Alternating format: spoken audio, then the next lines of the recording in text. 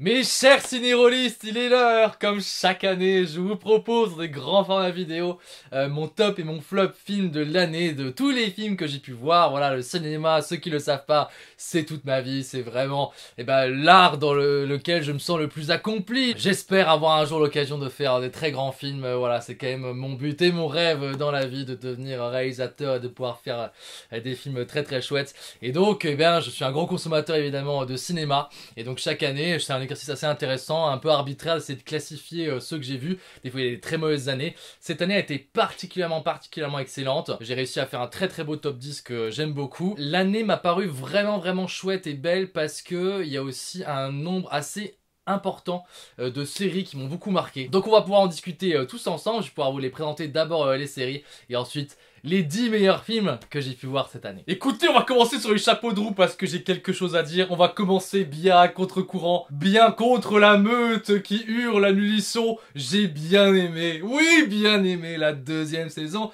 de Squid Game, messieurs dames. On se rappelle Squid Game, j'avais pissé dessus tellement j'avais détesté cette première saison et je trouve que la saison 2 est vachement plus intéressante. Voilà, tout le monde dit que c'est nul, tout le monde est en mode ouais c'est pas bien machin. C'est vraiment la méta sur internet, c'est de dire que la saison 2 de Squid Game elle est pas bien alors qu'elle est vachement plus intéressante, elle est vachement mieux. Elle n'est pas exemple de défaut, je prendrais pas une balle pour Squid Game hein. Mais je trouve que dans chaque scène il y a vraiment un commentaire social, une critique des rapports sociaux, des rapports de domination, à quel point on peut être manipulé, à quel point on peut s'entretuer alors qu'on sait que ce sont des gens au-dessus de nous qui nous poussent à nous entretuer les uns les autres. Je trouve qu'elle est vachement plus profonde.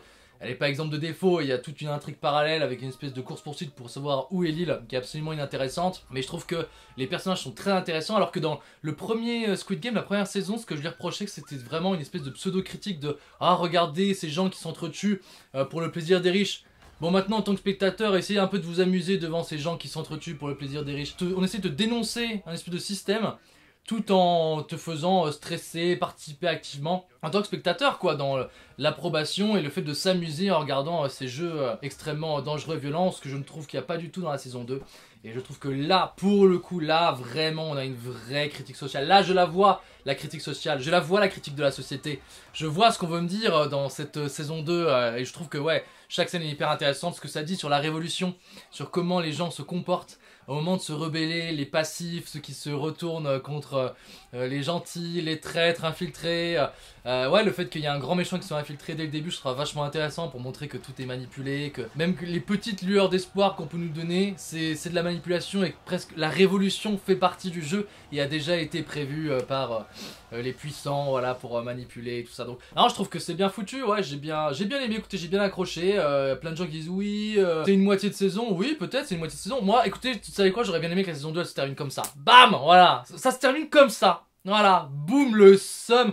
Vous avez le seum, c'est horrible, c'est terrible comme fin, mais ça se termine comme ça, et je trouve que ça dit beaucoup de choses, et c'est très intéressant. Et je trouve qu'ils ont réussi à revisiter les jeux sous un nouveau jour, qui n'est plus justement ce côté, regardez, il y a un jeu, vous allez regarder les gens s'entretuer, en tant que spectateur, vous allez avoir peur, est-ce qu'ils vont survivre ou pas. Là, les jeux, là, ça va être presque une excuse dans cette saison 2. Chaque fois, il va y avoir un autre discours qui va être au-dessus de simplement l'intérêt de regarder des gens vivre ou mourir dans un jeu, voilà. Il y a vraiment, je dis, une critique sociale, une critique du comportement des gens dans l'adversité, de à quel point il y en a qui vont devenir des leaders, à quel point il y en a qui vont se révéler des traîtres et tout ça. Non, je trouve ça vachement intéressant. Il y a plein de bons acteurs et de personnages très intéressants. Donc écoutez, c'est un petit miracle, mais j'ai bien aimé. Et je suis prêt à accepter du coup que Squid Game fasse partie de notre pop culture, voilà. Donc si je me suis bien apprécié Squid Game, je vous laisse imaginer quelle année de folie les séries nous ont réservé. Dans les autres séries que j'ai beaucoup aimées, il y a la série HBO The Penguin, qui est adaptée du coup du personnage, le méchant de Batman qu'on avait vu dans le film The Batman avec Robert Pattinson. Ils ont fait une série autour de ce personnage-là qui est vraiment bien, qui est une très bonne série de gangsters mafieux, un petit peu à la Soprano quoi, voilà, où il y a cet homme-là qui va essayer de grimper les échelons. C'est vachement bien foutu. Le pingouin et son assistant, le jeune Black, qui essaie de lui voler sa voiture, ils font vraiment la paire les deux. Et puis ouais, on est dans ce truc un peu de gangster et on se dit mais vraiment est-ce qu'on est dans l'histoire d'un grand méchant de Batman?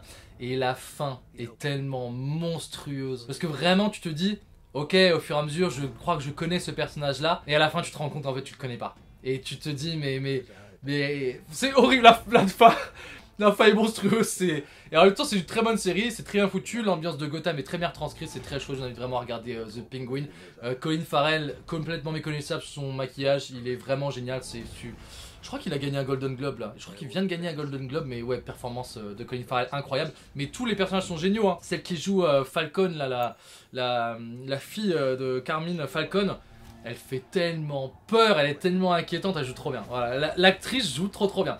Donc super acteur, super série, génial. Regardez The Penguin, c'est sur HBO. J'ai bien aimé aussi sur Amazon Secret Level. Secret Level, c'est une espèce d'anthologie qu'ils ont fait un petit peu comme il y avait eu Love, Death and Robots. Et c'est une anthologie du coup de courts-métrages qui reviennent sur des licences de jeux vidéo. Et ils en font des courts-métrages. Donc tout le principe et tout le plaisir de ces courts-métrages, c'est de voir à quel point ils intègrent du fanservice dans le jeu vidéo. Fanservice dans le sens où tu vas dans ces courts-métrages là retrouver des mécaniques de jeu que tu as connues dans ces jeux là. Et donc après la qualité est toujours assez disparate, mais à part le premier sur Donjons et Dragons et le dernier que je trouve vraiment naze, je trouve que vraiment j'ai passé un très bon moment devant Secret Level.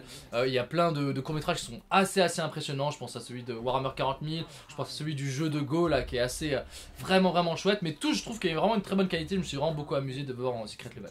J'aime bien, moi j'ai toujours bien aimé ce truc là un peu d'anthologie où tu te sens obligé de binge-watcher parce que tu sais pas ce que tu vas trouver derrière, tu sais pas si tu vas tomber face à un chef-d'œuvre ou face à un truc un petit peu nul. Et donc t'as vraiment cette curiosité un petit peu maladive de à chaque fois regarder un nouvel épisode. En plus là ils durent tous 20 minutes grand max quoi. Mais ouais, non, il y en a trop bien, celui sur Megaman où t'as la musique qui revient et tout. Non, là c'est trop cool, enfin, ça ravive des souvenirs de jeux vidéo.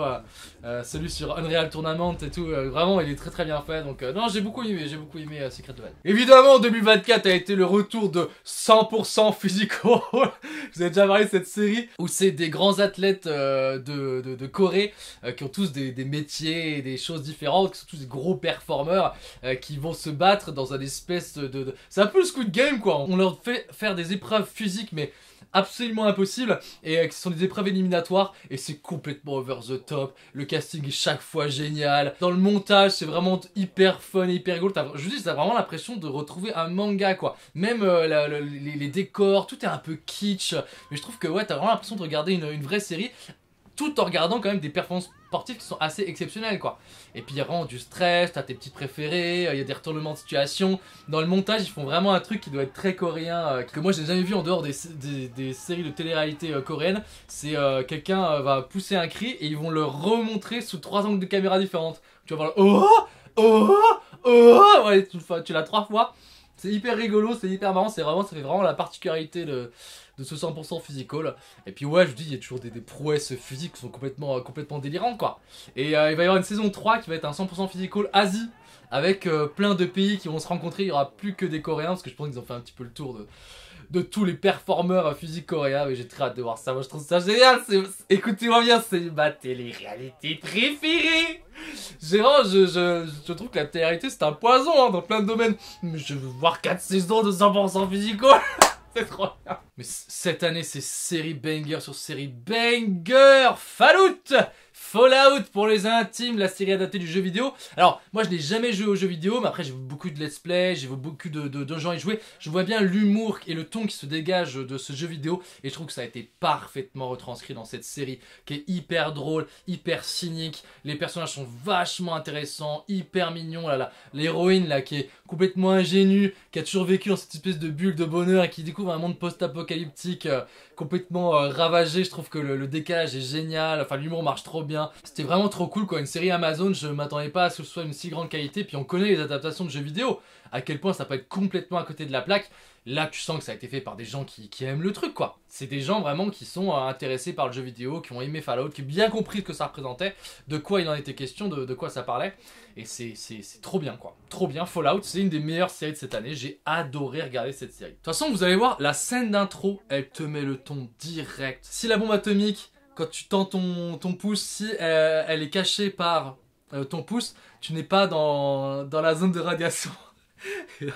et là t'as un Watoy qui est juste à côté, la petite gamine elle fait comme ça et tout. Ah c'est trop bien. Direct t'es dedans, c'est génial. Non c'est génial. Fallout j'ai trop aimé. Même je trouve que le fait que le chien soit un des personnages principaux, Je trouve ça génial quoi, il a vraiment sa propre histoire. Le jeune Black qui découvre que l'espèce de gros chevaliers en armure là sont tous des salauds, des horribles crapules. Non, ouais, c'est trop bien, c'était trop bien, Fallout, j'ai trop aimé. J'ai trop aimé, une des meilleures adaptations de jeux vidéo que j'ai vu de ma vie. J'ai beaucoup aimé Invincible, je crois que c'est la saison 2, peut-être la saison 3. Non, je crois que c'est la saison 2. J'avais vraiment pas aimé la première saison, que je trouvais un petit peu fade. Et là, avec cette deuxième saison, je me suis rendu compte en fait que cette série allait être vraiment un potentiel pour devenir exceptionnelle. Parce que c'est vraiment bien foutu dans le sens où il y a plein de personnages qui étaient un petit peu secondaires de la saison 1, qu'on retrouve dans cette saison 2 et en fait qui reviennent et qui ont un traitement beaucoup plus profond. Voilà, disons que la première saison c'était un peu une saison de façade. Et là je trouve que ce que ça dit dans chaque épisode, il y a un thème intéressant, il y a des personnages intéressants, il y a des dilemmes intéressants, c'est toujours extrêmement violent, extrêmement trash.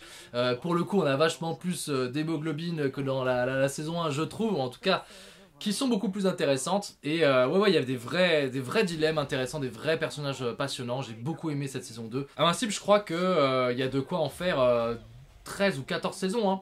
Parce que chaque intégrale correspond à une saison et je crois qu'il y en a 13 ou 14 intégrales. Donc j'ai hâte de voir ce que ça va donner parce que ces personnages sont tout à fait passionnants et j'ai hâte de voir la suite de leurs aventures. J'ai beaucoup aimé aussi évidemment The Boys, hein, voilà, c'est une série que j'adore, je crois que c'est la saison 4 qui est sortie. On sent quand même un petit peu qu'il faudrait ça arrive à son terme, je crois qu'il n'y aura qu'une saison 5 après. Parce que même si cette saison a toujours des choses très intéressantes à dire, notamment sur les réseaux sociaux, sur la manipulation de l'information, sur à quel point voilà, on peut faire s'enflammer les foules juste avec un podcast un petit peu complotiste. L'histoire qui tourne autour des personnages stagne un petit peu. Voilà, j'aurais bien aimé qu'il y ait des morts un peu marquants cette saison, parce que dans leur thématique, leur histoire de couple, ce que même les méchants représentent, je trouve qu'on tourne un petit peu en rond.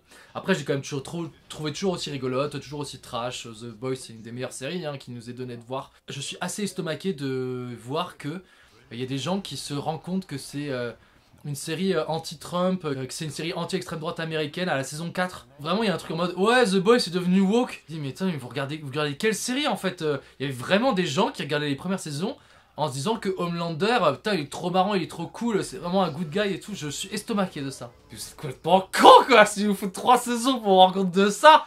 C'est que vous êtes complètement des jeunes quoi, mais c'est fou. J'ai aussi beaucoup aimé évidemment House of the Dragon la saison 2, je sais qu'il y a plein de gens qui l'ont décrit, il y a peut-être plein de choses qui vont pas. Je vais pas revenir dessus parce que j'ai fait des critiques épisode par épisode.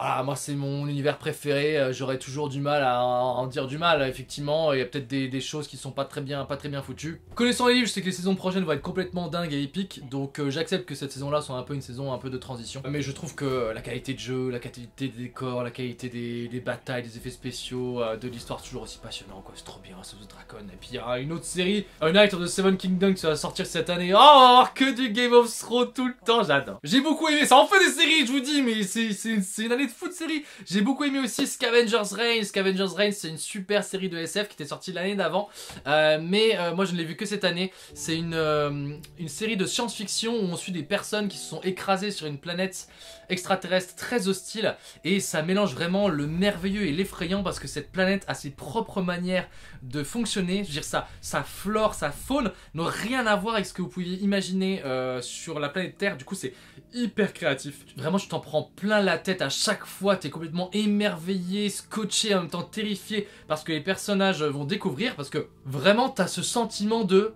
tout veut ta mort sur cette planète. Et en même temps c'est assez merveilleux, il y a vraiment des moments de merveilleux où tu te passionnes pour ce que tu es en train de voir, pour cette vie qui a trouvé sa propre manière de fonctionner, et en même temps c'est parfaitement crédible quoi. Il y a très peu de dialogue, c'est vraiment que de la contemplation cette série, et tu y crois quoi. Tu y crois, ça marche, c'est beau, il faut vraiment une saison 2, j'aurais vraiment du mal à croire que cette série puisse s'arrêter maintenant. C'est une série HBO Max, parce que vraiment tu sens que c'est des gens qui ont bien bossé leur truc, qui sont hyper créatifs et qui avaient des idées géniales quoi, qui l'ont fait. Donc j'espère qu'on aura une saison 2 pour Scavenger's Reign. Si vous aimez le jeu de rôle et que vous ne connaissez pas Legend of Vox Machina, faut absolument que vous regardiez cette série animée qui est adaptée du coup, j'en ai déjà parlé je crois il y a 1 an ou 2 ans, qui est adaptée du coup des parties de jeux de rôle de la chaîne Critical Role, qui sont très connus, qui sont peut-être ceux qui font de l'actualité, qui sont les plus connus, voilà. Si vous connaissez pas ce qu'ils font, c'est génial. Et ce qu'ils ont fait comme jeu, et leur campagne, ils les font adapter sur Amazon Prime en film d'animation. C'est vraiment vachement bien. tu sens vraiment le côté jeu de rôle derrière, tu sens les jets de dés qui ont été ratés ou qui ont été réussis, c'est les vrais du coup acteurs qui se redoublent même, qui redoublent leur personnage, c'est sassy, ça s'envoie des bonnes vannes, c'est trash, c'est ultra violent et tout, enfin vraiment... Ils ont monté les potards dans tous les sens, l'histoire est assez passionnante. Et j'ai vu que l'histoire était partie dans des directions différentes aussi de la série. Du coup, ils se sont permis de faire certaines choses, de faire mourir certains personnages. Enfin, c'est vraiment chouette, c'est vraiment bien écrit, tout à fait palpitant. Et on sent vraiment le côté, tu es en train de regarder une partie de jeu de rôle qui a été fait en animation, quoi. Et ça, c'est génial, je trouve que c'est le rêve de tous les héroïstes d'avoir pu adapter ta partie dans un film. Donc c'est très très bonne qualité, Legend of Vox Machina, les génériques sont géniaux. Donc j'invite vraiment à regarder ça, c'est très très chouette. Ouh, ça y est, on arrive à la fin des séries et je conclue avec cette très belle fin qu'a été Arcane saison 2. Bon, Arcane, série assez légendaire, hein. Malheureusement, la saison 2 n'est pas au niveau de la saison 1 qui pour moi est un chef-d'œuvre absolu. Elle est excellente, c'est une très très bonne saison, mais c'est quand même moins bien ficelé. Je trouve qu'il y a des trames narratives qui sont un peu moins bien développées. Il y a des personnages qui prennent vraiment le lead par rapport à d'autres. Je trouve qu'il y avait des critiques dans la saison 1 qui étaient un petit peu en sous-texte sur la lutte des classes.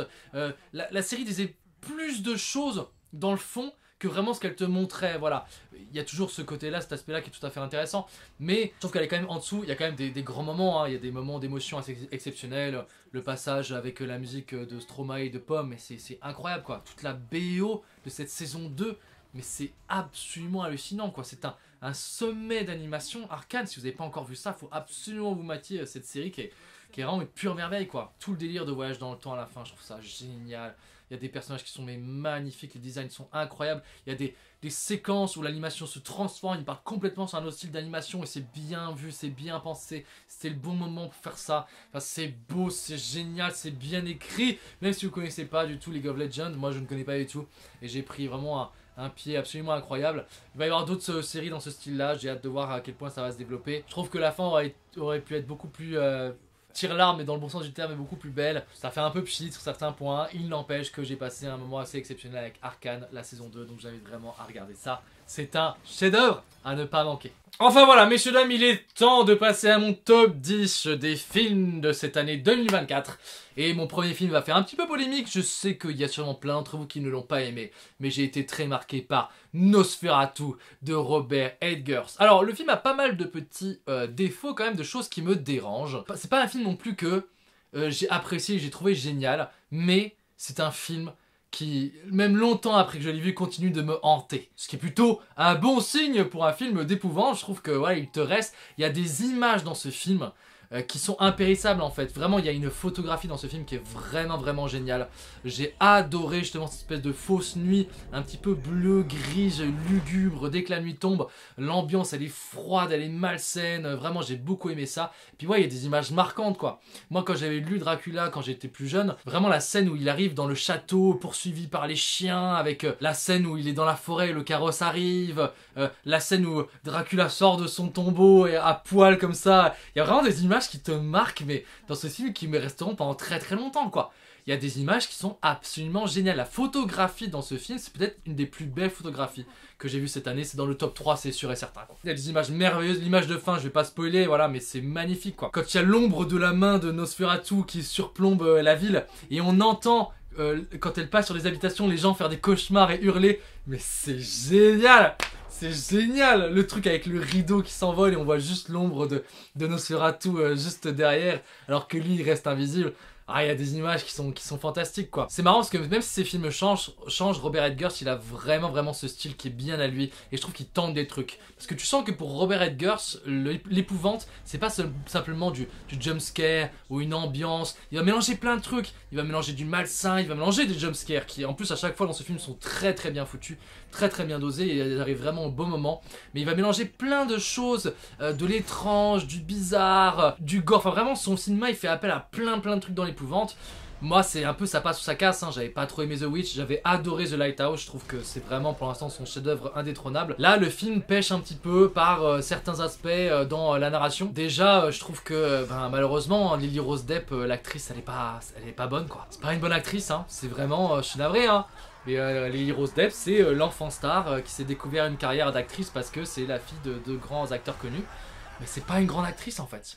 Puis alors vraiment, je trouve que Ils l'ont bien choisi parce qu'elle a vraiment la gueule de l'emploi, hein, avec sa coupe de cheveux et tout. Je trouve qu'elle a vraiment un visage qui est parfait pour le rôle. Mais Robert Edgers, il va lui demander de faire un rôle un petit peu, dans sa manière de parler, un peu étrange, un peu... Elle va prendre un peu une voix un peu d'époque, un peu ancienne comme ça. Et en fait, je vois ce qu'a voulu faire Robert Edgers. Mais je vois qu'elle n'arrive pas à bien le faire en fait. Du coup ça marche pas très bien, du coup c'est un peu bizarre. C'est pas une bonne actrice en fait. Je trouve que du coup elle surjoue beaucoup en fait, ça marche pas très bien. Donc ouais, elle tire un peu le film vers le bas quoi. Mais je trouve qu'il y a beaucoup de personnages qui sont un peu prétextes, hein. Voilà comment il s'appelle l'acteur qui jouait Kick-Ass là, je ne sais plus, Aaron, je sais plus quoi là.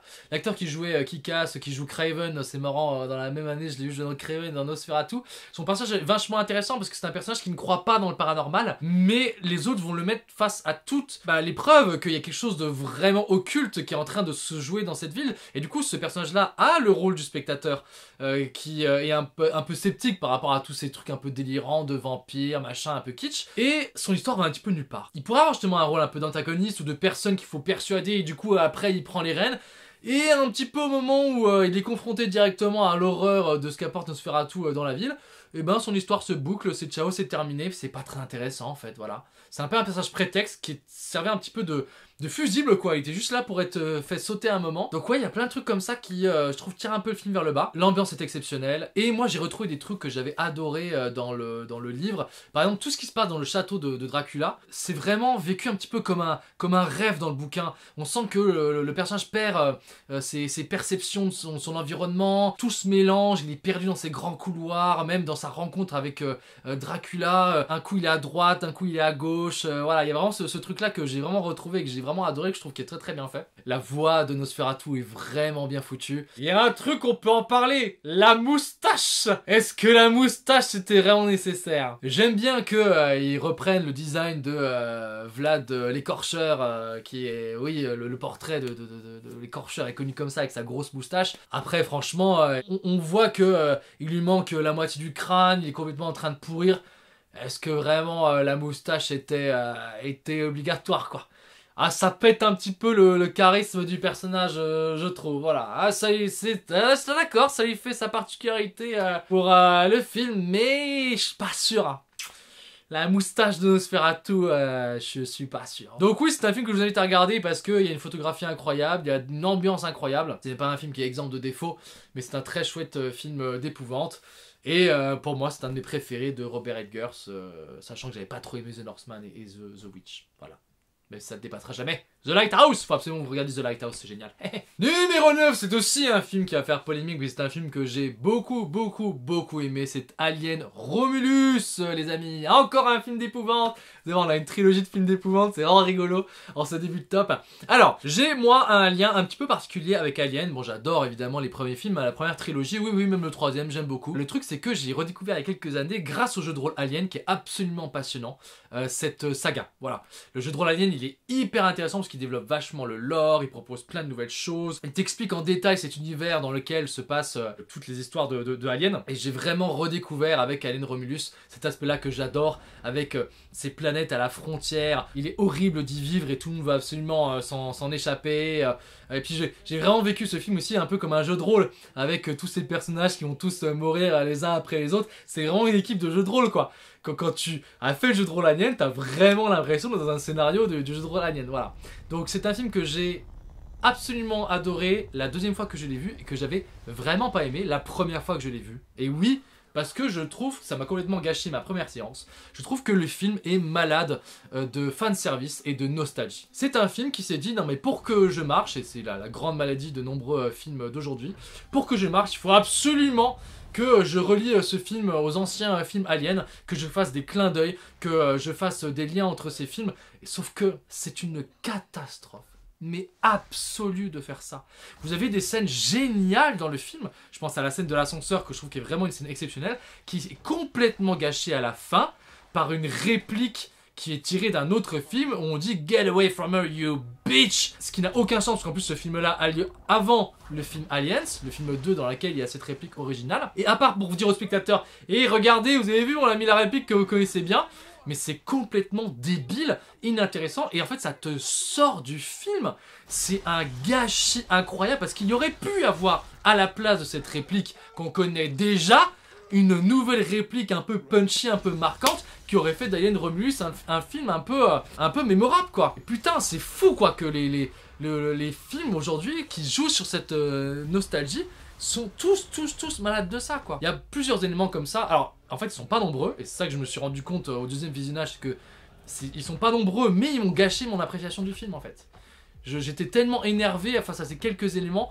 Deuxième élément qui m'a énervé, c'est qu'ils font revenir un androïde qu'on connaît déjà, voilà, qui est joué par Ian Holmes, qui en plus, ils font un deepfake absolument dégueulasse. Dégueulasse, c'est moche. On voit que sur le visage de l'androïde, du coup, ils ont remis le visage de l'ancien acteur qui est mort en plus, mais laissez-le reposer en paix. Faites-nous un nouveau méchant, un nouvel androïde un peu charismatique. Alors que là on a un deepfake moche, on voit vraiment l'artifice, c'est pas beau. Alors qu'il y avait tout le potentiel pour que cet androïde devienne un grand méchant et qu'ils en refassent un nouveau personnage un petit peu marquant, quoi. Ah putain, ça m'a vénère, ça m'a pété les couilles. Et le pire, je trouve, le pire pied de nez qui est fait, c'est que à la fin de Alien 1, quand Ellen Ripley réussit à se débarrasser de cet alien en le projetant dans l'espace, elle se dit putain ça y est, et le truc est invincible, mais j'ai réussi à le tuer en le balançant dans l'espace. Et ben en fait l'alien il est pas mort. Non non, il a été récupéré, mis dans un vaisseau, il s'est échappé, et puis il y a les mecs de la sécurité qui l'ont buté. Regardez, il est là dans le plafond, il s'est fait tuer par 2 harpons. Et donc cette créature merveilleuse, magnifique, qui était immense, un combat épique avec Ellen Ripley dans le 1, en fait non il est pas mort, il est juste crevé là dans le plafond, regardez il est juste là. Mais j'avais envie de tout niquer. C'est fou de faire ça. C'est fou de désacraliser comme ça des créatures et des épisodes qu'on a adorés, quoi. Détachez-vous de ça, putain. Personne n'en a rien à foutre d'avoir des répliques d'aliens ou d'aliens dans le film, quoi. On dirait que je suis dans le flop film, là. Mais ça m'a vénère, ça me revenait rien que de vous en parler, là. Il n'empêche que le film est vachement bien. Voilà. Ouais, il est bien. L'ambiance, la lumière, c'est génial. Je trouve que vraiment, tu passes un moment exceptionnel, qui n'est absolument pas gâché par toutes ces histoires de nostalgie et de fanservice. Absolument pas, non. Merde. Ah putain, ça me remet. Je l'ai mis dans mon top, j'adore Alien, j'adore, c'est génial. Non, vraiment, je trouve bien, je vous dis, l'ambiance, les lumières, les costumes, les décors. Ah, putain, mais c'est le kiff. Moi, j'étais comme un enfant, quoi, les yeux ébahi comme ça parce que j'étais en train de voir. Le casting est vraiment pas top, quoi. C'est ça qui pêche un peu dans le film, c'est que les personnages sont un peu inintéressants et quand tu mets une Ellen Ripley, une Sigourney Weaver à côté, bah ils ont pas le début d'une once de charisme, quoi. Ah, tu sens qu'ils font pas le poids, quoi. Même l'actrice principale, alors justement c'est joué hein, sur le fait que petit à petit elle va devenir un peu badass pendant le film, mais je trouve que non elle a pas, à l'image elle a pas le charisme de Sigourney Weaver, quoi. Il y a juste vraiment l'androïde là, le jeune black qui joue l'android, je sais plus comment il s'appelle, Andrew, j'ai pas envie de dire de la merde, qui vraiment lui fait une performance exceptionnelle. Vraiment, lui, il est très très fort. Il y a des moments où il switch, il change de personnalité et t'es en mode ah ouais, le mec est fort. Juste, il fronce les sourcils, il a un truc où il fronce les sourcils et changement de personnalité, quoi. Le mec sent qu'il a bossé, il a fait ça bien, trop fort, c'est la meilleure performance du film. Le gars est un acteur exceptionnel, voilà. Et comme dans tous les films Alien, il y a un 4e acte et moi j'ai beaucoup aimé ce 4e acte. J'aime beaucoup le monstre qu'il propose à la fin. Je le trouve très bizarre, très étrange. Je trouve que la scène est vraiment effrayante avec lui, ça marche très bien. Il y a un truc que je ne comprends pas. Je vais vous mettre une image du making of, vous allez voir, où on la voit, l'héroïne à côté de ce grand monstre, qui était en plus un vrai acteur, c'est un basketteur, je sais plus quoi, ukrainien qui fait genre 2,50 m de haut. Le gars il a juste un costume mais il a vraiment cette morphologie là qui est assez exceptionnelle. Et quand tu les vois comme ça dans un plan côte à côte, tu te rends compte à quel point il est immense, à quel point il est impressionnant. Et je ne comprends pas pourquoi ils ne font pas ça dans le film. Ils font toujours des espèces de contre-plongée pour essayer de le grandir encore plus, mais ça ne marche pas parce qu'on n'a pas d'éléments de comparaison. Alors que dans le même plan tu foutrais la petite qui fait 1,60 m, ce gars là qui fait 2,50 m, là il paraît immense et terrifiant. Ils avaient fait pareil dans Game of Thrones, ils avaient engagé un acteur pour jouer la montagne qui faisait 2,30 m ultra baraqué, à côté de Cersei qui fait 1,60 m, tu les mettrais les deux dans le même cadre, ça paraîtrait hyper impressionnant. Alors que là, juste il les filme en contre-plongée, voilà, pour montrer à quel point il est grand.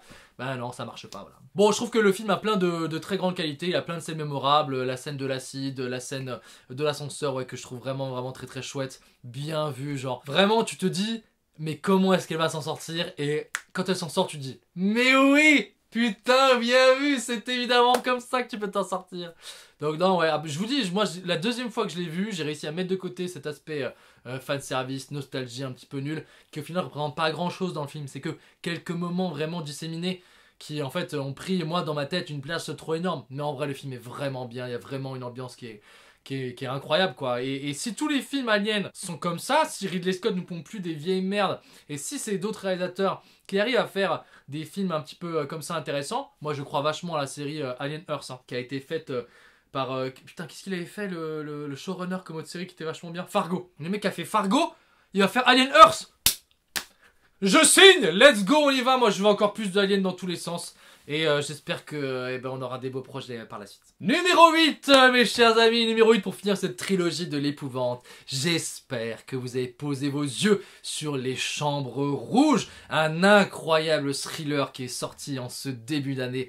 Les Chambres Rouges, c'est un film avec peu de moyens, qui a vraiment une ambiance exceptionnelle, qui est absolument palpitant. Pour vous dire un petit peu le pitch, on va suivre une jeune femme qui va aller assister par elle-même, de manière spontanée, au procès d'un homme qui est accusé justement d'avoir tué et torturé des gens dans les fameuses chambres rouges. Vous savez, c'est dans internet, dans le dark web, il y a les chambres rouges, tu peux payer pour voir des gens se faire tuer, voilà. Et donc on va suivre, en fait c'est un film de procès, on va suivre le procès de cet homme, et on va suivre cette femme qui, pour une raison mystérieuse, va assister tous les jours à ce procès, et qui va rencontrer pendant ce procès une jeune femme qui, elle, est tombée amoureuse de cet homme qui est accusé en disant que ce sont des fausses accusations et tout ça.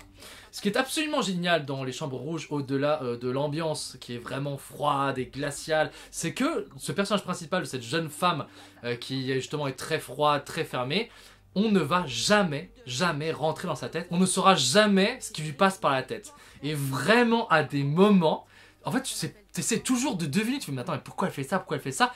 Et à certains moments, elle va faire des trucs, et tu te dis, mais qu'est-ce qu'elle fait, mon Dieu? Et le film est absolument terrifiant. Il y a des scènes, en fait, ça fait pas peur dans le sens où vous allez avoir peur et être terrifié, mais il y a des scènes qui sont glaçantes. Vraiment, tu vas avoir le frisson qui va te remonter dans l'échine, et tu vas te dire, mais qu'est-ce qui se passe, quoi? Qu'est-ce qui se passe? Les musiques de ce film sont complètement exceptionnelles. C'est la meilleure, allez, top 2 des meilleures bandes son de cette année du film. Il y a vraiment, elle arrive à certains moments, à des moments adéquats. Et il y a une musique qui est associée à une scène. Je pense que si vous l'avez vu, vous savez évidemment de quoi je parle. Une musique absolument terrifiante, traumatisante. C'est le moment de cinéma qui m'a fait le plus peur au cinéma cette année. C'est le moment où cette musique arrive. Pour vous expliquer sans vous spoiler, grosso modo, il y a un personnage qui est toujours filmé de plein de manières différentes pendant le film, mais pas d'une certaine manière. Et d'un coup, on te montre ce personnage-là sous un nouvel angle. Tu n'as jamais vu ce personnage sous cet angle-là, et quand ce plan-là apparaît, tu as une musique qui part complètement terrifiante, et en fait, tu réalises plein de choses, quoi. C'est vraiment brillant, c'est vraiment bien foutu. Et c'est absolument glaçant et terrifiant. C'est le plan le plus terrifiant que j'ai vu cette année, Les Chambres Rouges. C'est génial. Voilà, donc c'est vraiment ce truc-là de rester en dehors de l'esprit du personnage principal et ne pas savoir à quoi s'attendre avec ce qu'elle va faire. C'est génial, Les Chambres Rouges, c'est vraiment un super thriller, quoi. Et vraiment, pour le coup, c'est aussi un film qui m'a hanté pendant très longtemps. C'est un film que j'ai vu au début de l'année et qui est complètement impérissable dans mon esprit, tellement je l'ai aimé, quoi. Les Chambres Rouges, c'était mon numéro 8. Numéro 7, c'est The Apprentice. J'ai adoré ce film cynique, violent sur, grosso modo, l'ascension de Donald Trump avant qu'il devienne président des États-Unis. C'est un film déjà qui a une direction artistique assez belle, je trouve. Dans le cadre de l'image, dans le grain de l'image, dans la photographie, on se retrouve vraiment dans les années 70-80 et tout ça. On va suivre justement Donald Trump dans ses jeunes années qui va rencontrer cet avocat véreux qui va devenir son mentor, je ne sais plus comment il s'appelle, mais l'acteur qui joue le mentor est exceptionnel. C'est l'acteur qui joue dans Succession, Jeremy Strong, je crois que ça s'appelle. De manière générale, j'ai mis ce film si haut parce que la performance d'acteur est vraiment incroyable. Pour vous expliquer, pendant le film, au début du film, c'est un jeune Donald Trump qu'on va vous présenter. Et du coup, vous ne reconnaissez pas trop le Donald Trump que vous connaissez. Et plus le film avance, plus l'acteur va faire évoluer ses mimiques, sa manière de parler, pour vraiment arriver de plus en plus au Donald Trump que vous connaissez, quoi. Et je trouve ça tellement fort d'arriver à faire évoluer son personnage dans ses mimiques, dans ses gestes, dans sa manière de parler, dans sa manière de s'exprimer. La performance d'acteur, donc de cet acteur et de Jeremy Strong, hein, qui joue justement l'avocat véreux, sont vraiment mais génial, quoi. Le film, il est fort, il est trash, enfin, c'est un portrait de Donald Trump au vitriol, mais en même temps, qui n'est pas dans dans l'excès, je trouve, on te montre juste un petit peu ce qu'il a fait et quelle peut être sa personnalité et son comportement, quoi. Pour la DA, la photo et surtout le jeu d'acteur, je trouve que c'est la meilleure performance d'acteur que j'ai vue cette année. Leur duo, il est incroyable, ça marche du tonnerre. Et ouais, c'est une sacrée satire de ces deux personnages. Qui sont des tristes êtres, évidemment, vous vous doutez bien que c'est pas des rigolos, quoi, les deux. Numéro 6, j'ai adoré cette année retrouver Vice Versa 2. Ils sont trop forts, Pixar, putain. Que c'est bien. Alors, pour moi, Vice Versa, le premier, c'est vraiment un chef-d'œuvre, hein, c'est le chef-d'œuvre ultime, ça sera difficilement dépassable.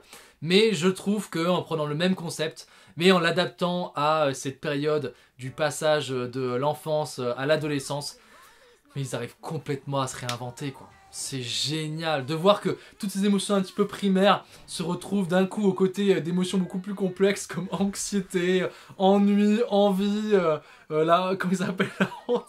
Je trouve que le personnage d'anxiété est génial et trop bien traité, même dans les designs et tout, c'est toujours aussi fabuleux, merveilleux. Ça reste des personnages d'animation, mais c'est tellement vrai, ce qu'ils vivent, les moments d'émotion sont tellement beaux. Je trouve que Anxiété, ça décrit tellement ce que vivent tous les ados. Et en fait, c'est ça qui est dingue, parce que moi, voilà, j'ai 33 ans, là, j'ai eu 33 ans cette année. Tu te retrouves complètement dans ce que t'as vécu comme adolescent, quoi. Où d'un coup, ce qui n'est plus important, c'est d'avoir des émotions un petit peu brutes, mais c'est qu'est-ce que vont penser les autres?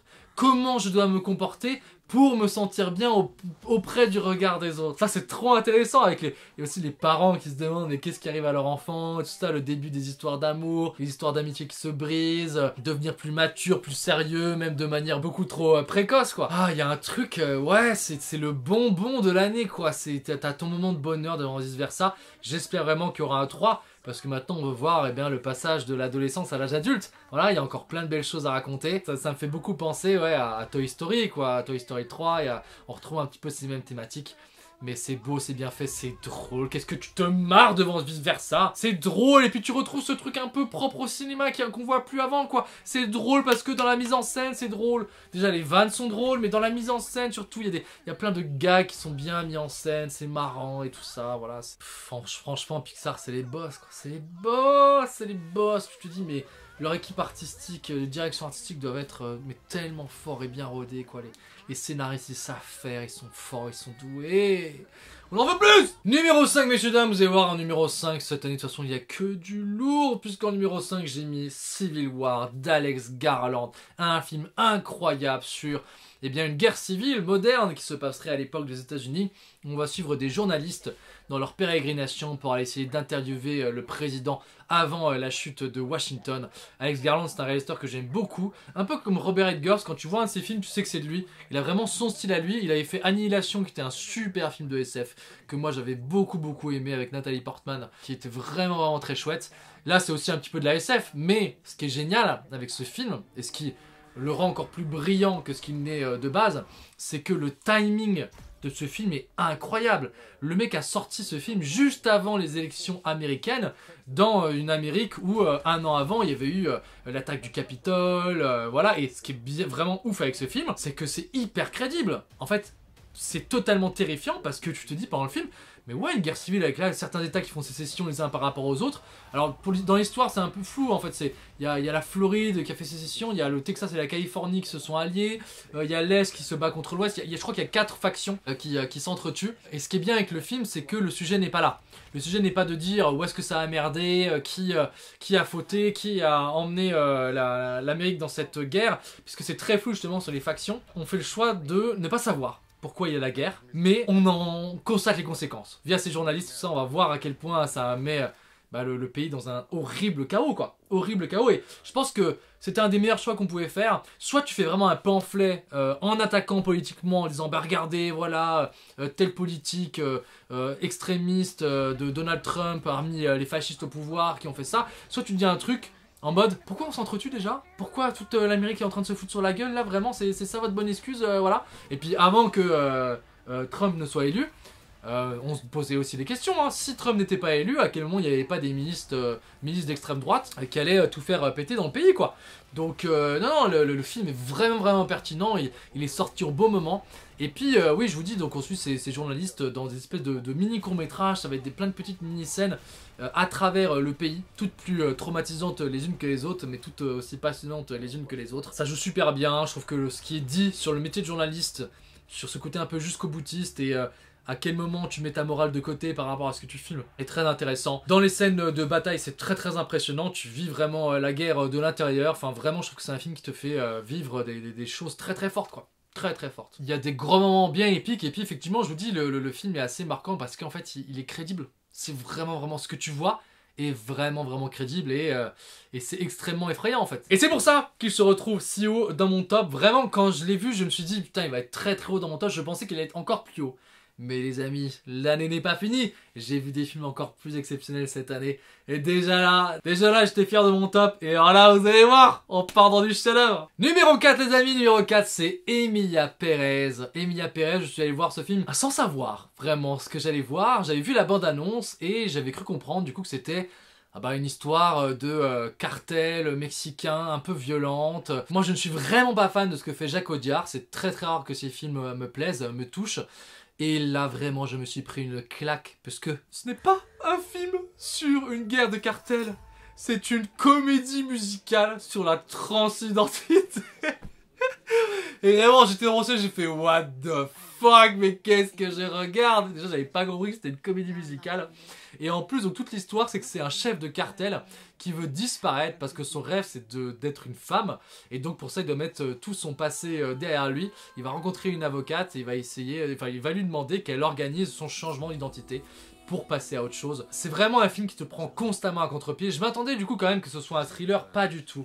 C'est un très beau film sur la rédemption, sur la transidentité, sur à quel point tu dois faire des sacrifices terribles pour changer de vie, pour vraiment assumer qui tu es. C'est le meilleur rôle de Zoé Saldana, c'est le meilleur rôle de Selena Gomez, de tout ce que j'ai vu de leur filmographie. Hein. Et surtout Carla Sofia Gascon, qui est du coup cette femme transgenre qui joue ce personnage, est vraiment génial. Le film il est beau, le film il est drôle, les musiques sont incroyable, chaque musique est un pur banger, c'est trop bien écrit, c'est trop bien fait, vraiment. Quand je suis rentré chez moi, je n'ai pu que les écouter en boucle tellement c'était bien. Ah, le film il est beau, il est touchant, musique exceptionnelle, choré exceptionnel. Enfin une réalisation un petit peu intéressante de Jacques Audiard, voilà, qui n'est pas juste ce côté un peu fade qu'il a d'habitude. Il dit des choses très belles. Ouais, je vous dis c'est drôle, il y a des moments où la salle s'esclaffait quand son ancienne femme lui avoue qu'elle l'a trompé sans savoir que c'est elle. C'est très drôle. Bon, je vais spoiler, vous aurez peut-être pas le même choc que moi de vous dire oh putain c'est une comédie musicale. Donc je pense que si ça fait partie de mon appréciation. Mais il n'empêche, même en prenant du recul par rapport à ça, ouais, le film est génial. C'est une des meilleures comédies musicales que j'ai vues de ma vie. Justement aussi parce qu'elle prend un thème qui prend les comédies musicales vachement à contre-pied, qui est un thème assez violent, les cartels, et puis ces histoires de transidentité. Et ça marche quoi. Au début tu te dis c'est bizarre mais ça marche. Ça marche, les premières fois qu'ils se mettent à chanter dans la rue, alors que t'es en plein milieu d'une histoire sur les cartels mexicains, ça marche. Voilà. Ils ont réussi à trouver un équilibre assez incroyable. Et puis j'aime trop l'affiche où... Moi-même l'affiche j'avais pas capté mais en fait c'est littéralement une vulve. C'est un vagin, voilà. C'est la vulve avec des guns et des fleurs et tout. Et je suis trop con. Quand je suis sorti de la salle de cinéma, je me disais mais putain mais oui, je suis trop bête, c'est une vulve bordel. Expérience assez incroyable, Emilia Pérez, un des meilleurs films de cette année, je vous invite vraiment à le regarder. Numéro 3, c'est Poor Things, pauvre créature de Yorgos Lanthimos, le meilleur rôle de... J'ai tout le temps le meilleur rôle. Et c'est vrai, en même temps, j'ai vu des films, cette année, c'était le meilleur rôle des actrices ou des acteurs. C'est le meilleur rôle de Emma Stone, qui moi est une actrice que j'aime pas beaucoup. Voilà, pour tout vous dire, je ne suis vraiment pas fan d'Emma Stone. J'aime pas trop son style de jeu, je trouve pas que ce soit une actrice exceptionnelle, et là je trouve que c'est son meilleur rôle. Alors c'est un film complètement barré, ultra créatif, qui revisite un petit peu l'histoire du monstre de Frankenstein. C'est une jeune femme adulte dans laquelle on va mettre le cerveau d'une jeune fille, je crois. C'est un truc comme ça, en tout cas elle va revenir à la vie de manière complètement ingénue, en ayant un comportement extrêmement enfantin, et cette jeune femme va être l'objet de désir absolu de tous les hommes qui l'entourent, de tous ces hommes qui vont essayer de la manipuler, qui vont l'objectifier, et puis c'est la réincarnation, c'est la personnification de l'objectification. Objectifions. Bon, elle est captée quoi, elle est objectifiée parce que justement ce n'est plus qu'un objet de désir et c'est un corps avant d'être un esprit, parce qu'elle est complètement au début un peu bébête, ingénue, vraiment elle fonctionne comme une enfant, et ça va être une très belle histoire sur l'émancipation, émancipation des carcans sociaux, émancipation sexuelle surtout, hein, parce qu'il y a beaucoup d'histoires justement de sexe, d'amour, et ce qui est assez dingue dans cette histoire, c'est j'ai vraiment l'impression que d'avoir revécu ce que énormément d'amis à moi, amis féminins, ont pu vivre dans leur adolescence, dans leur passage à l'âge adulte, dans les relations toxiques avec les hommes, dans ces relations de manipulation, dans le côté un peu objectification de leur personne, et dans ce côté justement émancipation par la sexualité, par plein d'autres aspects où elles vont reprendre en main un peu leur corps, elles vont se mettre leurs limites, elles vont voilà, réussir à se créer leur place dans cette société qui est ultra patriarcale. Le film est un lynchage du patriarcat. Le film est ultra cynique, c'est une hyper bonne satire, c'est hyper drôle, c'est le meilleur rôle de Mark Ruffalo, oui! Oui, je l'ai redit, le meilleur rôle de Mark Ruffalo. Il n'a pas fait de meilleur rôle avant ça, il est hyper drôle, Mark Ruffalo. C'est son meilleur rôle, voilà. Ça fait beaucoup, oui! Ok, ça fait beaucoup, mais écoutez, c'est la vérité. Il est génial, il est trop fort. Franchement, là, et performance incroyable de Mark Ruffalo. Willem Dafoe aussi est génial. Et puis surtout, le film est ultra créatif. Il y a une DA, les costumes, les décors, la lumière. T'as l'impression d'être dans un rêve, en fait. Enfin, c'est incroyable. Ce film, il est incroyable, quoi. Tu t'en prends plein les yeux, plein la tête. Il y a 10 000 idées à la seconde. Tu passes du noir et blanc, des formats de caméra différents. Tu passes à des trucs vachement en couleur. Que ça y est, c'est beau, tout est beau. Le film est bien. Enfin, vraiment, c'est un espèce d'ovni, en fait. Ce truc, pour ça que je l'aime bien, c'est parce qu'il y a un côté vraiment bizarre, c'est pour ça qu'il se retrouve si haut, parce que je le trouve encore plus créatif qu'un film comme Emilia Pérez, qui est déjà d'une très très grande qualité artistique. Celui-là a en plus pour lui vraiment l'idée de créer un monde et d'inventer un nouvel univers, comme t'en as pas vu souvent au cinéma, quoi. Numéro 3, c'était Pauvre créature de Yorgos Lanthimos. Numéro 2, quand j'ai vu ce film, je me suis dit que c'était un des plus grands chefs-d'œuvre de ces 10 dernières années. Donc c'est vous dire à quel point j'estime le numéro 1. Et je pensais pas qu'il serait battu pendant l'année. C'est La Zone d'intérêt de Jonathan Glazer. Ce film est absolument génial et monstrueux parce qu'il part d'un concept et d'un principe assez génial où en fait nous allons suivre la famille du général qui supervise le camp d'Auschwitz. Et on va les suivre dans leur maison qui est juste à côté du camp de Auschwitz-Birkenau. Et tout ce qui est intéressant dans ce film ne se passe pas dans le champ de la caméra. La zone d'intérêt, c'est-à-dire que tout ce qu'on va montrer, ce n'est pas ce qui est intéressant en fait. Le film est monstrueux dans le sens où vous allez vivre aux côtés de cette famille, dans leur quotidien, dans cette petite maison tout à fait sympathique avec un petit jardin, des fleurs et tout ça, tout à fait charmant et champêtre. Et au fond, derrière, vous allez voir les trains qui passent, vous allez voir la fumée des trains qui passent, vous allez voir la fumée des fours crématoires qui est en train de brûler. Ils vont avoir des conversations entre eux, de temps en temps vous allez entendre un coup de fusil. Voilà, de quelqu'un qui s'est fait abattre. Vous allez entendre des bruits horribles, des cris, tout ça. Tandis que eux vont avoir une vie parfaitement tranquille, parfaitement normale. Et c'est ça qui est absolument génial et monstrueux. C'est-à-dire c'est la banalité du mal, quoi. C'est à quel point des gens peuvent être des êtres humains comme vous et moi, peuvent être déshumanisés et absents de tout ce qui se passe d'absolument horrible autour d'eux, quoi. Le film donne la nausée à certains moments. Moi j'étais arrivé à des moments de rage où j'avais envie de tous les tuer, quoi. Ils ont vraiment des vraies conversations que peuvent avoir des vrais couples. À un moment, il est question ils vont devoir partir et aller habiter ailleurs. Et la femme fait une espèce de caprice. Mais comme vous pouvez avoir avec votre copine, en mode non, moi je veux pas déménager, je suis attaché à cette maison, c'est là que j'ai construit ma famille, c'est là que j'ai construit mon jardin, je suis bien ici. Et en même temps qu'ils ont cette conversation, t'entends des fusillades au loin. Mais c'est tellement horrible, ce film te glace le sang, te glace l'âme. Je trouve que l'idée est absolument géniale et à la fois monstrueuse. Et comme toujours au cinéma, en fait, tu n'as pas besoin de montrer pour que ce soit impactant pour le spectateur. Et c'est même ce que tu ne montres pas qui sera plus impactant parce que le spectateur se fera sa propre image dans sa tête. Ça, c'est de la mise en scène. Ça, c'est vraiment une idée palpitante de mise en scène intéressante où tu te dis « Ah ouais !» Le gars a compris ce que c'est le cinéma, a compris comment justement jouer avec le regard du spectateur, avec sa morale, avec ce que ça représente. C'est une idée de mise en scène absolument, absolument brillante. Il y en a plein dans le film est vachement créatif, hein. Il se permet des choses qui sont très conceptuelles même à certains moments. On n'est pas dans un réalisme froid, Et je trouve que la fin est très belle, sur ce que ça dit sur les gens qui travaillent dans les camps de concentration. C'est très beau. C'est un film qui est assez silencieux hein, et avec assez peu de dialogue au final. Il te laisse une marque impérissable, quoi. Et ce que ça dit sur l'humanité, cette capacité à être entouré par l'horreur et refuser de la voir, ou en tout cas s'enfermer dans une bulle de moralité où on se dit ben tout ça est déshumanisé, c'est très fort quoi. Et que le film s'appelle La Zone d'intérêt en disant voilà, pensez aussi à ce qu'on vous montre, qu'est-ce que vous montre le, qu'est-ce que vous montrent les caméras du monde, qu'est-ce que vous montrent les gens à la télévision, qu'est-ce qu'on vous montre dans les reportages, il y a ce qu'on vous montre et ce qui se passe derrière, ce que vous refusez de voir, ce que vous ne voyez pas forcément. C'est vraiment une très belle, un très beau questionnement justement sur la puissance de l'image, sur la moralité aussi du cinéma, parce que le cinéma c'est moral. Qu'est-ce que tu montres? Comment tu le montres? C'est moral, ce sont des...